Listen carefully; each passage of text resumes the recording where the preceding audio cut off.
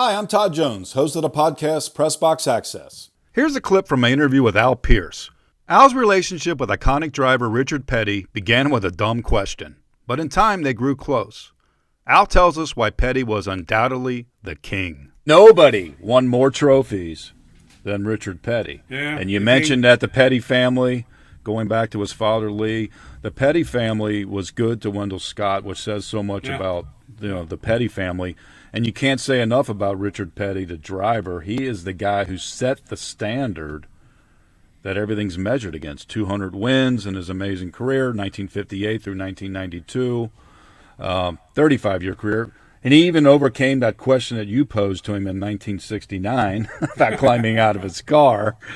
You know, when a guy reaches a status like Petty, it's like iconic. And he, look at his nickname, the King. I know from a few times that I was fortunate enough to talk with Richard, I always felt like I was talking with my neighbor. Yeah, oh yeah. And the reason being, he came from a little crossroads community in North Carolina that there might have been 100 people that lived within 5 miles of him. A little place called Level Cross. And Richard and his father, Lee, and his brother, Maurice, they did not know anything growing up except being hardworking, humble. Nothing big about me. I'm just a race car driver kind of guy. And Richard never lost that. You know, you see Richard at the Waldorf for the banquet, he'd still be wearing his cowboy hat. He'd still be wearing his sunglasses. It just never changed. He was and remains the most humble, the most down-to-earth, real person I think I've ever met. Whether he's in the company of me and a bunch of reporters behind a hauler, or whether he's at the White House getting the Presidential Medal of Freedom, which he did, whether he's at the United Nations or whatever, no matter where Richard Petty is, he's the same guy who grew up in Level Cross, going to maybe a 2 or 3 room school, and just racing because that's what his father did, and that's what he did after his father. Give us a story about witnessing something about his humbleness. You know, Todd, I have seen him sit on the edge of a pit wall at Martinsville in particular after a 500-lap race, which he probably won, or maybe didn't. Didn't matter. He'd sit on a concrete brick wall at Martinsville and sign autographs until it got too dark to see. Now, Martinsville has lights now. They could go to midnight. Who knows? Back in the day, Martinsville did not have lights. And, you know, it got fairly early in September when they ran their fall race. Richard would sit there on a wall, cross his legs, keep his hat on, and he would sign every autograph, everything that was brought to him. It might be a book about another driver. Somebody might have brought him a book about Cale Yarborough, and Richard would still sign it. Richard would sign, and I've done stories about Richard and his signing, and he has signed some of the most unusual things you can imagine. Give us some. Well, I mean, ladies. What does he sign? Come on now. Ladies have been known to present body parts, which he politely held up, and you know his signature goes forever. It's a big, well, there's a lot of body parts, Al. Come on. Right. Well, they present one of 2 body parts, and he'd sign it. I've seen him sign animals. Come on, really? I've seen him sign.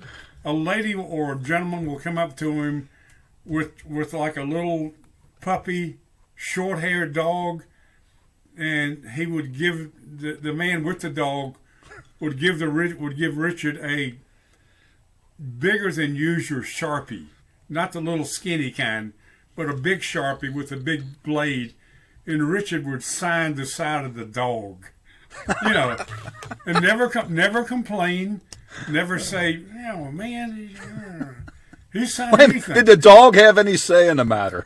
I don't think he did. No, neither. Well, what the lady did earlier, but yeah. Oh, He is just the best. For 25 years, I did Kyle Petty, his son, Lee's grandson, did a cross-country charity motorcycle ride.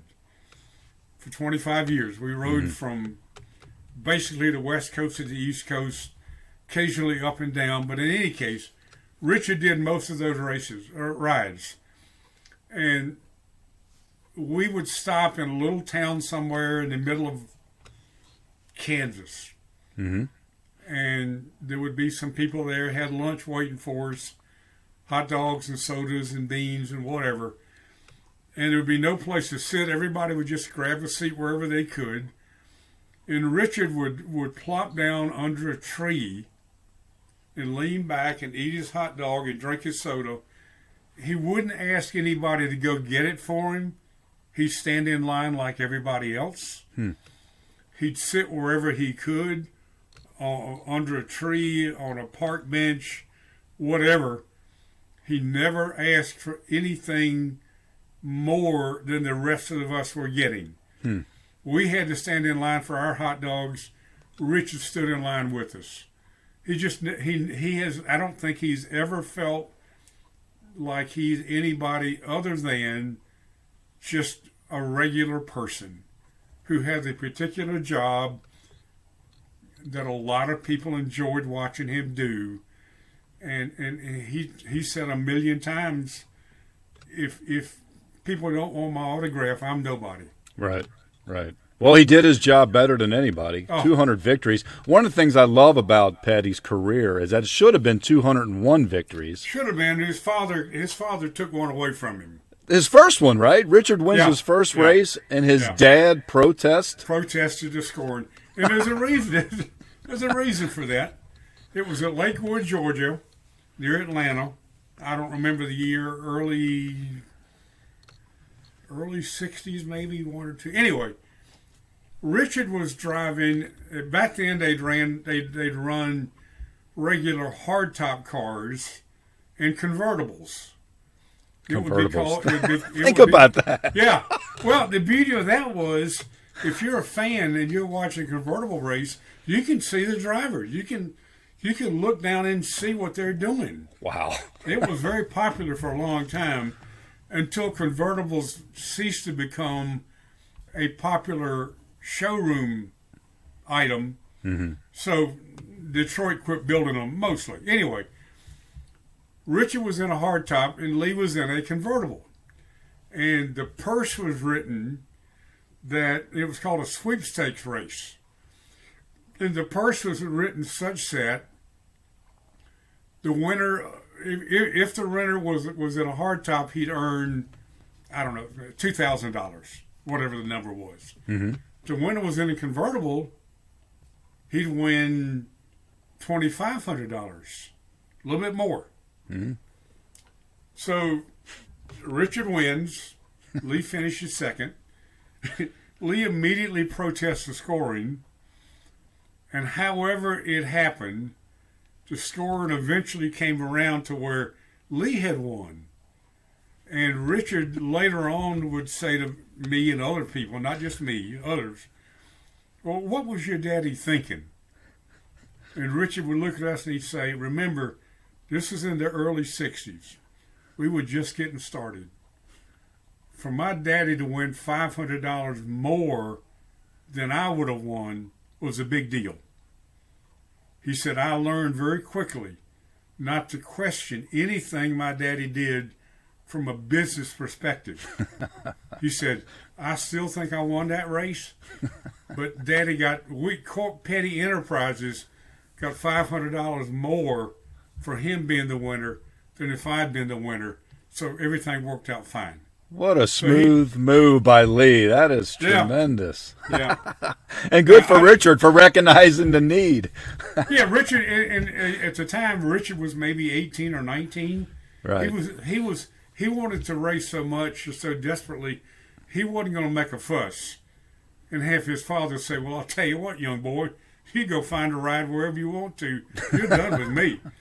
Richard knew enough not to rattle his daddy. That's true. That's true. And, again, back in those days, it might have been the late 50s even. I don't remember exactly. I wasn't there. $500 was a big deal.